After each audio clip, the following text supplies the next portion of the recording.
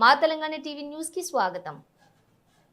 Pastor Praveen పగడాల అనుమానాస్పద మృతి పట్ల న్యాయం చేయాలని డిమాండ్ చేస్తూ ఇంటర్ డినామినేషనల్ పాస్టర్స్ ఫెలోషిప్ ఆధ్వర్యంలో పెద్దపల్లి జిల్లా గోదావరి ఖనిలో క్రైస్తవ సోదరుడు సంఘీభావం శాంతి ర్యాలీ నిర్వహించారు. స్థానిక లేబర్ కోర్టు నుండి వ్యాపార కేంద్రం మీదుగా ప్రధాన చౌరస్తా వరకు కొనసాగింది. క్రైస్తవ ప్రతినిధులు, పాస్టర్లు పెద్ద సంఖ్యలో పాల్గొని కొవ్వొత్తులతో నివాళులర్పించారు. దేశవ్యాప్తంగా అన్ని మతాల వారు ఐక్యంగా ఉండాలని, వారి భద్రత క్షేమం కోసం ప్రార్థనలు చేశారు. ఈ యొక్క కార్యక్రమంలోని పెద్ద సంఖ్యలో క్రైస్తవులు పాల్గొన్నారు. పాస్టర్ మహిపాల్ రెడ్డి మాట్లాడుతూ రాజమండ్రి ప్రాంతంలో పాస్టర్ ప్రవీణ్ పగడాల మృతిపై సమగ్ర విచారణ జరిపి న్యాయం చేయాలన్నారు. భవిష్యత్తులో ఇటువంటి ఘటనలు పునరావృతం కాకుండా చర్యలు తీసుకోవాలని ప్రభుత్వాన్ని, సంబంధిత అధికారులను కోరారు.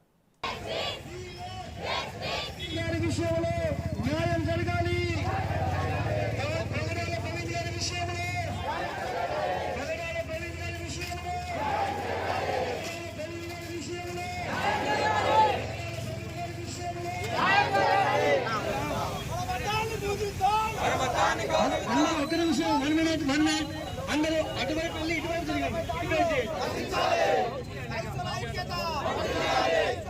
ప్రకాష్ పాస్టర్ గారు ఎక్కడ ఉందో ముందుకు రండి.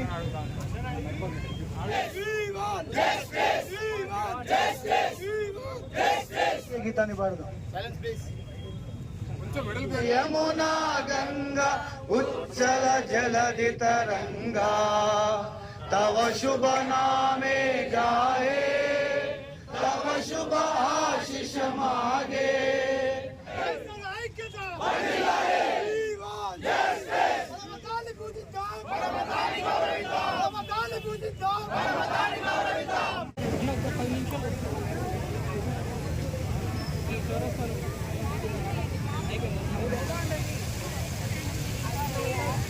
ప్రవీణ్ పగడాల గారు మంచి అంతర్జాతీయ సువార్థికునిగా, అదేవిధంగా సామాజిక కార్యక్రమాలు చేస్తున్న వారుగా, అదేవిధంగా అనేకుల క్షేమంను కోరిన వారుగా, ఒక వక్తగా మనిషిని మనిషిగా చూడాలని, మనిషిని మత ప్రాతిపదికగా చూడకూడదని బోధించినట్టు ఒక మంచి బోధకునిగా వారి ఈ సమయంలో మా మధ్య లేకపోవడము క్రైస్తవ సమాజానికి ఎంతో లోటు అని మేము భావిస్తూ ఉన్నాం. అదేవిధముగా వారి మరణము యాక్సిడెంటల్గా జరిగినదా, లేదా ఈ మరణం వెనుక క్రైస్తవ సమాజంలో అనేకమైన అనుమానాలు రేకెత్తుతున్నాయి. ఈ అనుమానాల వెనుక అసలు నిజం ఎంత ఉంది అనేది ప్రాథమికంగా పోలీసు అధికారులు తప్పకుండా మాకు తెలియవలసిందిగా కోరుతూ ఉన్నాం. అదేవిధముగా ప్రస్తుత సమాజంలో క్రైస్తవుడు ఎప్పుడు కూడా శాంతిని మాత్రమే బోధిస్తూ ఉంటాడు, ప్రతి ఒక్కరిని క్షమించాలని బోధిస్తూ ఉంటాడు. అలాంటి క్రైస్తవ సమాజం మీద ప్రస్తుతం సోషల్ మీడియాలో కానివ్వండి, లేదా అనేక విధాలుగా చాలా విచిత్రమైనటువంటి విధానములో రెచ్చగొట్టే పోస్టులు పెడుతున్నటువంటి అనేకుల విషయంలో ప్రభుత్వాలు ఒక ప్రత్యేకమైనటువంటి చొరవ తీసుకోవాలని, క్రైస్తవ సమాజానికి తెలుగు రాష్ట్రాలు కానివ్వండి, ప్రభుత్వాలు కానివ్వండి ఎల్లవేళలా అండగా ఉండాలని మేము క్రైస్తవ సంఘాల తరపున, క్రైస్తవ సమాజము తరపున మేము ప్రాధేయపడుతున్నాం. తప్పకుండా ప్రవీణ్ పగడాల గారి యొక్క మరణ విషయమైనటువంటి ప్రతిదాన్ని తప్పకుండా ప్రభుత్వ అధికారులు సమగ్ర విచారణ చేసి మాకు తెలియజేస్తారని ఆశిస్తున్నాం. ఇక ముందు రాబోయే భవిష్యత్ కాలంలో కూడా క్రైస్తవ సమాజానికి ప్రభుత్వము, అదేవిధంగా అధికారులు అందరూ కూడా అండగా ఉంటారని భావిస్తున్నాము, ఉండాలని కూడా ప్రేమపూర్వకం కోరుకుంటున్నాము. Thank you. ఒక పక్క ప్లాన్తో చేసినటువంటి హత్యను ఒక యాక్సిడెంట్గా చిత్రీకరించడానికి ప్రయత్నిస్తున్నారు. కానీ నిజం నిప్పు లాంటిది, ఇవాళ కాకుండా నిజం రేపు తెలుస్తుంది. ఒక పాస్టర్ అయి ఉండి వారు మద్యం సేవించరు, కానీ ఈరోజు కొంతమంది మీడియాలో ఒక మతానికి చెందినట్టు వారిని టార్గెట్ చేసుకుంటూ పాస్టర్ త్యాగారాన్ని కూడా తప్పుగా చూపించడం చాలా దారుణం. ఎందుకంటే భారతదేశం ఒక లౌకిక దేశం. ఇక్కడ హిందువులు, క్రిస్టియన్లు, ఈసాయిలు ప్రతి ఒక్కరు కలిసిమెలిసి ఉంటారు. కానీ ప్రత్యేకించి ఒక పాస్టర్కి వ్యతిరేకంగా మీడియా ఛానల్స్ కూడా వారికి వ్యతిరేకంగా చాలా చూపిస్తున్నాయి. కావున ఈరోజు మనం మైనార్టీ తరఫున మరి పగడాల ప్రవీణ్ గారికి మేము వారికి మద్దతు తెలియజేస్తున్నాము. మరి ముఖ్యంగా ఆంధ్రప్రదేశ్ యొక్క ప్రభుత్వానికి కూడా మేము తెలియజేయనిది ఒకటే, ఈ యొక్క కేసును సిఐడికి అప్పజెప్పి అతి త్వరగా విచారించి ఫాస్ట్ ట్రాక్ కోర్టు ద్వారా నిందితులను శిక్షించాలని తెలియజేస్తున్నాం. Thank you. పెద్దపల్లి జిల్లా గోదావరి ఖనిలో అగ్ని ప్రమాదానికి హోటల్ ఫర్నిచర్ ఆహుతైంది. ఉదయం రెస్టారెంట్ నుండి పొగలు వ్యాపించడంతో చుట్టుపక్కల ప్రాంతాల వారు హోటల్ యజమానికి సమాచారం అందించారు. ఖుషీ ఫ్యామిలీ రెస్టారెంట్లోని షార్ట్ సర్క్యూట్తో అగ్ని ప్రమాదం జరిగినట్లు యజమాని పేర్కొన్నారు. పోలీసులకు అగ్నిమాపక సిబ్బందికి సమాచారం అందించడంతో మంటలను అదుపులోకి తీసుకొచ్చినట్లుగా ఆయన తెలిపారు. హోటల్లోని ఫర్నిచర్ సుమారుగా 30 లక్షల వరకు అగ్నికి ఆహుతైనట్లుగా ఆయన వివరించారు. సంఘటన స్థలానికి చేరుకున్న పోలీసులు కేసు నమోదు చేసుకుని దర్యాప్తు చేపట్టారు.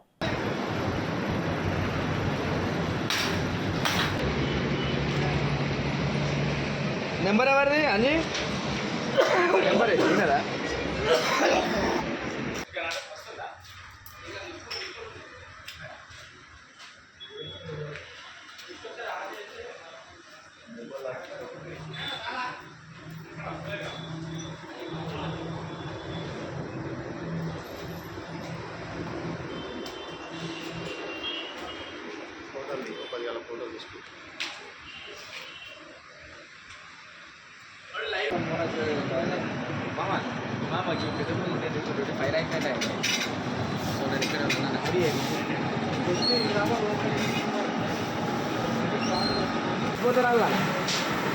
ఇక్కడ కరెక్ట్ ఇట్లా వెళ్ళాలి.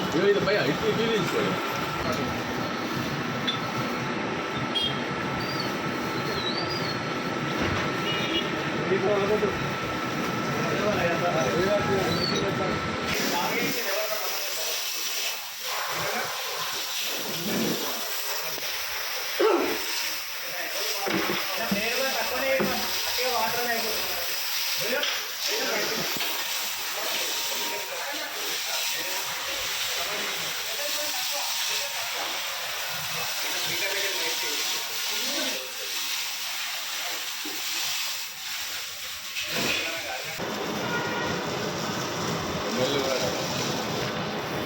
ఎప్పుడు నువ్వు స్టార్ట్ చేసి ఫిబ్రవరి 9వ తారీఖు.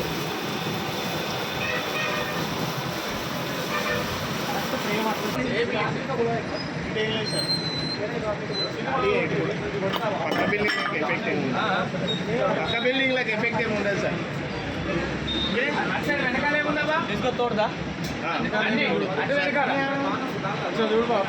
ఖుషీ ఫ్యామిలీ రెస్టారెంట్ ఓనర్ అంటే నేను లాస్ట్ ఫిబ్రవరి 9th రోజు ఓపెన్ చేశాను. ఇప్పటికి 45 days ఏవో అయిపోయింది. నిన్న నైట్ 12 వరకు మేము ఉన్నామండి. బాగానే ఉంది. నైట్ ఏ టైంలో ప్రాబ్లం అయితే తెలియదు. కంప్లీట్ షార్ట్ సర్క్యూట్తో అందుకుందండి. మార్నింగ్ 6 o'clockకి చుట్టుపక్కల వాళ్ళు కాల్ చేసేసి మీ రెస్టారెంట్ నుంచి పొగలు వస్తుంది, ఒకసారి అర్జెంట్గా రండి అనుకుని అప్పటికి వచ్చేవాడికి మొత్తం లోపల వెళ్ళరాకుండా ఉంది. ఫైర్ స్టేషన్ వాళ్ళకి కాల్ చేసాము. వాళ్ళు వచ్చి గ్లాసెస్ అన్నీ కూడా పగలగొట్టేసేసి లోపలికి వెళ్ళారు. కంప్లీట్గా డ్యామేజ్ అయిపోయిందండి. అప్పటికి దాదాపుగా 30 lakhs దాకా ఉంటుంది ఫర్నిచర్ అంతా కూడా. 30 lakhs వరకు మొత్తం ఏం మిగలకుండా కంప్లీట్ ఏసీలు, ఫ్యాన్స్, ఫర్నిచర్ ఇవన్నీ కూడా కంప్లీట్ ప్రాబ్లం అయిపోయింది సార్. రాష్ట్ర ప్రభుత్వం ప్రతిష్టాత్మకంగా చేపట్టిన పేదలకు రేషన్ కార్డుపై సన్నబియ్యం పంపిణీ పేదలకు వరమని ఎమ్మెల్యే మైనంపల్లి రోహిత్ అన్నారు. గత ప్రభుత్వాలు పేదలను పట్టించుకునే ప్రభుత్వం కాదని విమర్శించారు. గురువారం రోజున మెదక్ పట్టణంలోని రేషన్ షాపు అలాగే హవేలీ గన్పూర్ మండలంలో సన్నబియ్యం పంపిణీ ప్రారంభించారు. ఈ సందర్భంగా ఆయన మాట్లాడుతూ నిరుపేదలకు నాణ్యమైన సన్నబియ్యం అందించాలనే ఉద్దేశంతో రాష్ట్ర ప్రభుత్వం అత్యంత ప్రతిష్టాత్మకమైన సన్నబియ్యం పంపిణీ కార్యక్రమాన్ని ప్రవేశపెట్టినట్లు తెలిపారు. ఈ పథకం ద్వారా నియోజకవర్గంలోని 72,000 మంది రేషన్ కార్డు లబ్ధిదారులు లబ్ధి పొందుతారని అన్నారు. నియోజకవర్గం అభివృద్ధికి భవిష్యత్తులో మరిన్ని అభివృద్ధి సేవా సంక్షేమ కార్యక్రమాలు చేస్తూ ముందుకెళ్తామని అన్నారు. ఈ కార్యక్రమంలో జిల్లా అదనపు కలెక్టర్ నగేష్, ఆర్డీఓ రమాదేవి, మండల తహసీల్దార్ సింధు, మెదక్ మండల ఎంఆర్ఓ ఆర్ఐ, మున్సిపల్ మాజీ చైర్మన్ తోడపునరి చంద్రపాల్, కాంగ్రెస్ పార్టీ పట్టణ అధ్యక్షులు గూడూరి ఆంజనేయులు గౌడ్, పలువురు నాయకులు, కార్యకర్తలు, రేణుకా రేషన్ డీలర్ల మండల అధ్యక్షులు సుధాకర్, రేషన్ డీలర్లు, మండల నాయకులు తదితరులు పాల్గొన్నారు.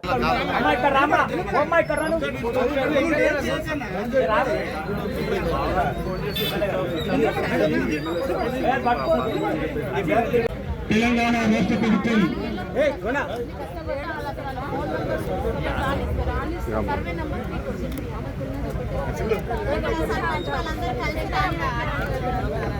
సంఘటన కార్యక్రమం ప్రారంభించారు.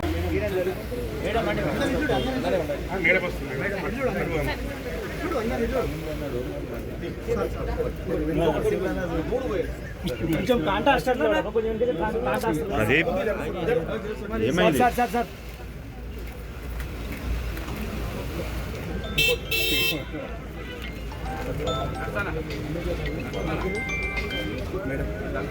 ఇంకెవరు బెనిఫిషియర్స్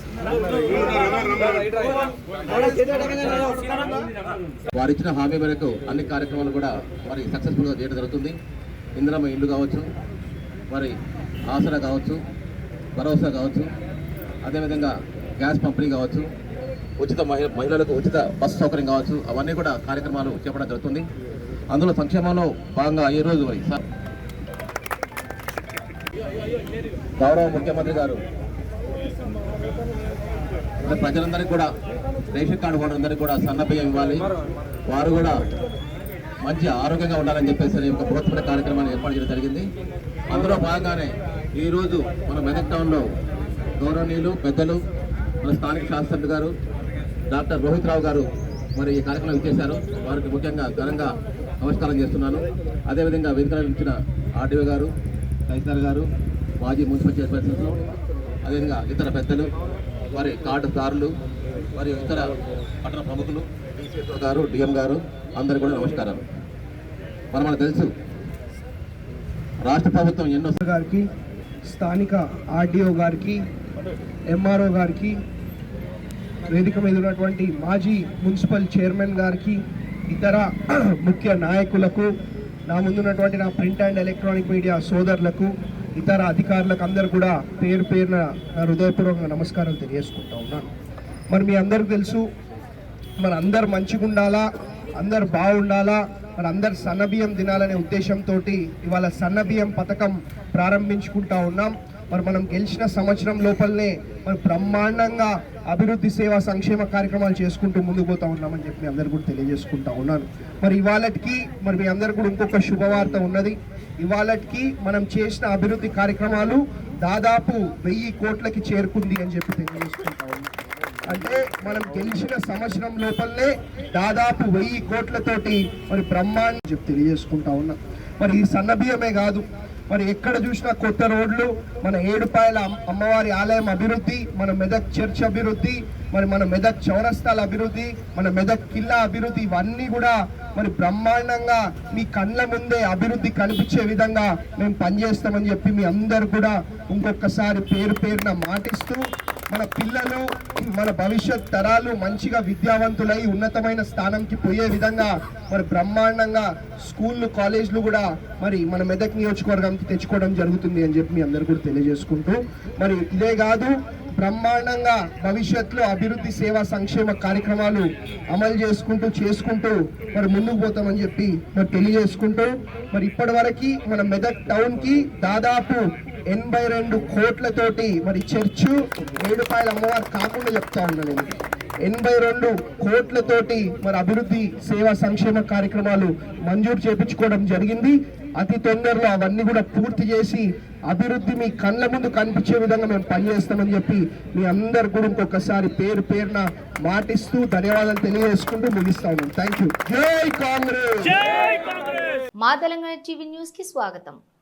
సంగారెడ్డి జిల్లా గుమ్మడిదల మున్సిపల్ పరిధి మంబాపూర్ గ్రామంలోని మారుతి పేపర్ మిల్ పరిశ్రమలో అగ్ని ప్రమాదం, మంటలు ఆర్పుతున్న ఫైర్ ఇంజన్లు.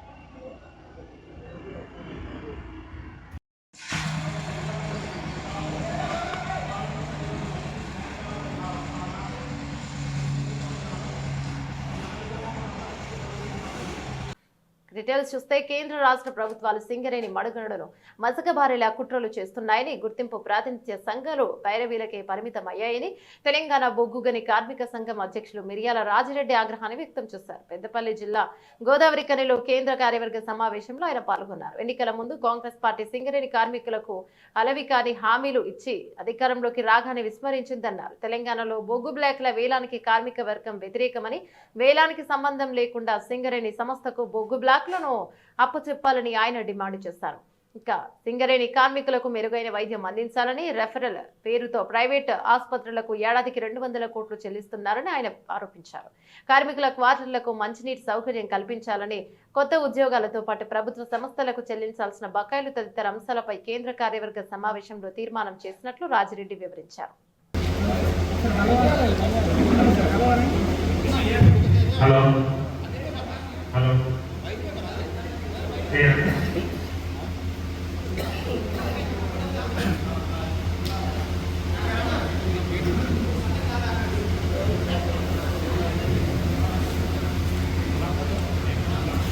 కోల్పోయేటట్టుగా చేసి ఈ కార్మికుల కడుపులో మన్ను కొట్టి ఈ సంస్థ పేరు లేకుండా చేసి టోటల్ గా ప్రైవేటైజేషన్ చేసేటువంటి అవకాశాన్ని కల్పిస్తున్నది అనేటువంటిది తెలంగాణ బొగ్గని కార్మిక సంఘం భావిస్తాం.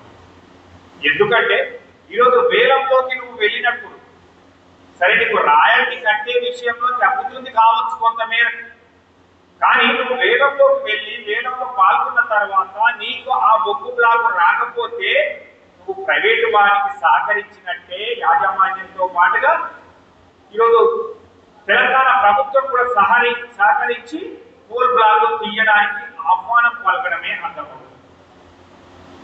దాంతే కాకుండా ఈ 2 బ్లాక్లు ఏవైతే కోయగూడెం సత్తుపల్లిలు ఉన్నాయో వాటికి ఇప్పటి వరకు సింగరేణి కార్మిక వర్గ పోరాట భయమైంది, లేదంటే యూనియన్ల పోరాటంతో వెనుకకు తగ్గి వాటిని తీయలేనటువంటి పరిస్థితుల్లో ఉంటే నువ్వు ఈరోజు బొగ్గు బ్లాక్ ఆక్షన్ లో పాల్గొనమని చెప్పడం అనేటువంటిది చాలా దారుణమైనటువంటి విషయంగా భావిస్తా ఉన్నాం. ఒకవైపు సింగరేణి బావులన్నీ కూడా మూసుకుపోతా ఉంటే వనరులు లేక కొత్త బావులు మనకు నామినేషన్ పద్ధతిలో ఇవ్వనప్పుడు, మనం యాక్షన్ లో పోయినప్పుడు, మనకు ఆ బ్లాక్ రానప్పుడు, ప్రైవేట్ వాళ్ళకి వచ్చినప్పుడు ఈ విధంగా మనం బావులు మూతపడతా ఉంటే కొత్త వాళ్లకు బావులు ప్రైవేట్ వాళ్ళకు వచ్చినట్లయితే మరి సింగరేణి అనేటువంటి సంస్థ మనుగడ ఎలా కొనసాగుతుంది? ఈ సంస్థ పేరైనా కనీసం కొనసాగుతుందా ఇంకొక 40-50 సంవత్సరాల వరకు అనేటువంటిది ప్రశ్నార్థకంగా మార్చినటువంటి ఏఐటీసీ ఐఎన్టీసీ యొక్క ద్వంద్వ వైఖరిని అర్థం చేసుకోవాలని కార్మిక వర్గాన్ని కోరుతాం. డిపార్ట్మెంటల్ గా 30% వరకు తీస్తున్నటువంటి ఓబీని కూడా రాబోయే రోజుల్లో ప్రైవేట్ వ్యక్తులతో చేయించాలనేటువంటి ఆలోచనతో యాజమాన్యం ముందుకెళ్తున్నటువంటి దానికి కూడా సహకరిస్తున్నట్టుగా ఈ యొక్క 2 గెలిచిన సంఘాలు చేస్తున్నటువంటి ప్రక్రియ అర్థమవుతుంది. అంతేకాకుండా 1 సీట్ 2 సీట్ లో తీసేటువంటి బొగ్గును ఈరోజు మొత్తం ఆ బ్లాక్ లో ఆ బావిలో వచ్చేటువంటి బొగ్గును మొత్తానికి కూడా కాంట్రాక్టరే తీసుకోవడానికి కూడా అవకాశం కల్పించేటువంటి విధంగా కూడా ఈవెన్ డంప్ కూడా చేయకుండా డంప్ చేసినటువంటి బొగ్గును మనం ఎత్తిపోసి మళ్ళీ బంకాలలో పోసేటువంటి దానికి కూడా అవకాశం లేకుండా డైరెక్ట్ గా వాళ్ళే కాంట్రాక్టరే వారి నుంచే తీసుకొచ్చి ఆ బొగ్గునే డైరెక్ట్ గా బొగ్గు బంకర్లో పోసేటువంటి పరిస్థితికి కూడా అనుకూలంగా వ్యవహరిస్తున్నటువంటి విధానం కూడా కనిపిస్తున్నది. దీన్ని బట్టి ఈరోజు కొత్తగా వచ్చినటువంటి 20,000 మంది కార్మికులు దాదాపుగా ఒక 20 నుంచి 35 సంవత్సరాలు పనిచేసేటువంటి కార్మికుల యొక్క భవిష్యత్తు ఏంటి అనేటువంటిది ఈరోజు యువ కార్మికులు కొత్తగా 2018 నుంచి వచ్చినటువంటి వాళ్ళు కార్మిక వర్గం అంతా ఆందోళన ఉన్నటువంటి వాళ్లకు తెలంగాణ బొగ్గని కార్మిక సంఘం తప్పక అండగా నిలుస్తుంది, భరోసా ఇస్తుంది. ఈ సింగరేణి ప్రైవేటీకరణ నుంచి కాపాడుకోకపోతే మన మనుగడ లేకపోతే ఇబ్బందులు జరుగుతాయి. కాబట్టి తప్పకుండా మీకు టిఆర్ఎస్ ప్రభుత్వం గతంలో ఏ విధంగానైతే హామీ ఇచ్చి అండగా నిలిచిందో అలాగే ఇప్పుడు కూడా టిఆర్ఎస్ పార్టీ అండగా ఉంటుంది అని తెలియజేస్తా ఉన్నాం. దాంతో సన్ఫ్లవర్ స్కూల్ డైమండ్ పాయింట్ వారి సహాయ సహకారంతో కొత్త చెరువు వద్ద చెట్లను వాటి పర్యావరణ పరిరక్షణ కోసం ఎంఏ హెచ్ఓ రజనీతో కలిసి స్కూల్ ప్రిన్సిపల్ సంగీత రఘురామ్ హెచ్ఎం రిజ్వానా ఖాన్ లావణ్యలను స్కూల్ సిబ్బంది చెట్లను నాటారు. భావితరాలకు ఆక్సిజన్ పొందాలంటే పర్యావరణ రక్షించి చెట్ల వలన ఆక్సిజన్ పొందవచ్చునని తెలిపారు.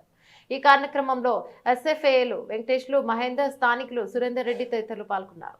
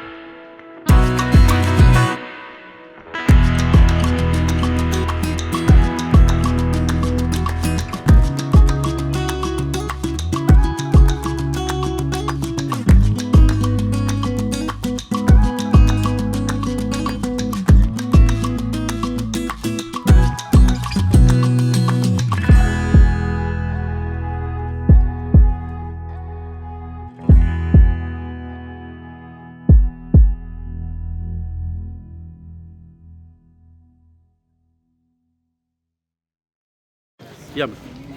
See, actually we are creating awareness. We are creating a small lung space for the future generation. We have failed to forget that this is much required for all the generations going to come in the front. We fail to forget that the trees have a heart and a lung.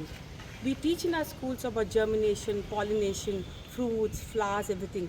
But we do not teach them that they have a heart. When we cut them, they cry.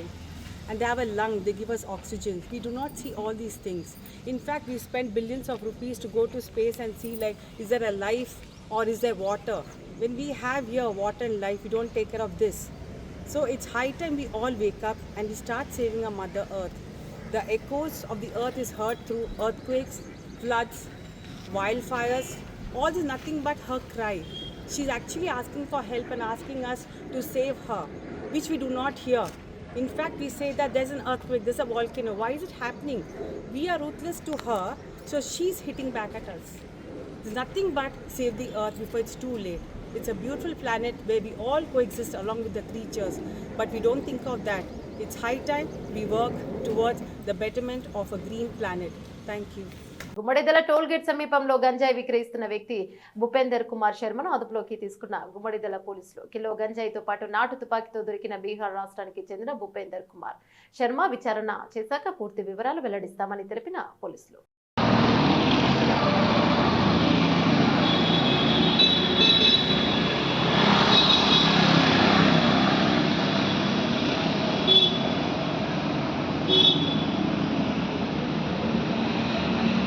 Sangareddy జిల్లా పటాన్చెరు నియోజకవర్గంలోని జిన్నారం, గుమ్మడిదల, బొల్లారం ప్రాంతాల్లో భారీ వర్షం, పలుచోట్ల విద్యుత్ అంతరాయం.